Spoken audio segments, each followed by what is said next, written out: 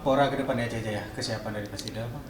Ya, kemarin itu kita ada waktu ada almarhum Ketua KONI Aceh, Pak Abu Razak, kita melakukan raker. Dalam raker itu disimpulkan bahwa kita memperlombakan cabang-cabang yang akan berbasis Olimpiade atau PON.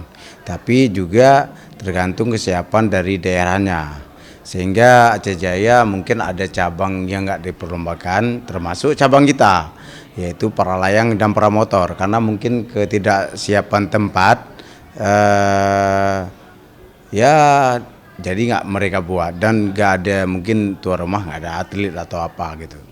Tapi persiapan kami untuk PON kita mulai dari kemarin. Saya kemarin dengan ketua Pak Dalanut mengatakan bahwa bagaimana cara ke depan atlet lokal kita bina.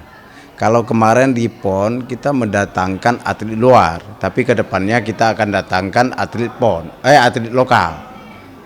Jadi kami tahun 2025 sampai 2027 kita akan maksimalkan daripada atlet-atlet lokal ini untuk cabang para layang.